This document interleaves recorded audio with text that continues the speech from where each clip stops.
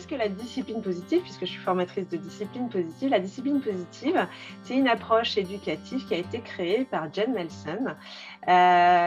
Donc moi, je l'ai découvert à travers son ouvrage de référence qu'on voit en grand là sur l'écran, sur lequel je suis tombée un petit peu par hasard. Et c'est vrai que quand j'ai vu le titre « discipline positive », ces deux mots qui, mis côte à côte, m'ont semblé un petit peu dissonants parce que, à travers le mot discipline, on entend souvent le fait de soumettre quelqu'un à une autorité ou à un pouvoir. Or, là, Jen Nelson, quand elle a choisi ce mot discipline, ça a été utilisé au sens d'enseignement. C'est comment on enseigne de façon positive. Comme on parle en fait de la discipline positive, on va parler d'une discipline sportive, d'une discipline scientifique.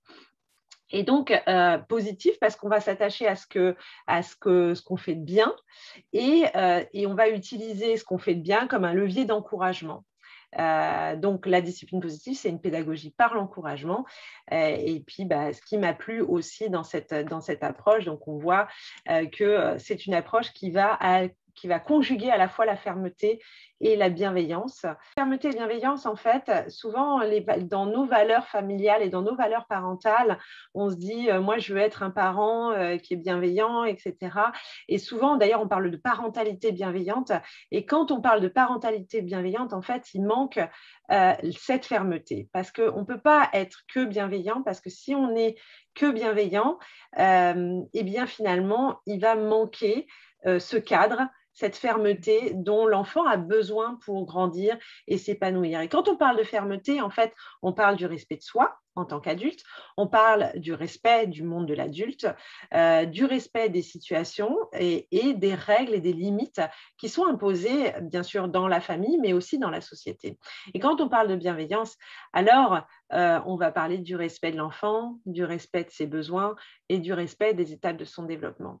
Ce qui est important de se dire, c'est qu'en fait, quand on voit cette liste-là, on se dit qu'on a tous les mêmes difficultés et ça a quelque chose de rassurant parce que nos enfants sont des enfants, que les choses alors, je parle pas de bêtises ou de choses qu'ils font. Il y a parfois des parents qui disent « mais ils font exprès pour m'embêter, j'en suis sûre ». Non, en fait, tous les enfants, tous les parents rencontrent ces difficultés-là et ça permet de faire descendre la pression. C'est-à-dire que ce n'est pas juste mes enfants qui sont insupportables et qui me font vivre ces choses-là, qui nous pourrissent la vie, mais vraiment, ça fait partie en fait de leur développement et ça fait partie justement des limites qu'ils vont tester, voir jusqu'où ils peuvent aller. Et surtout, ils sont en apprentissage pour vivre en collectivité, pour vivre en communauté.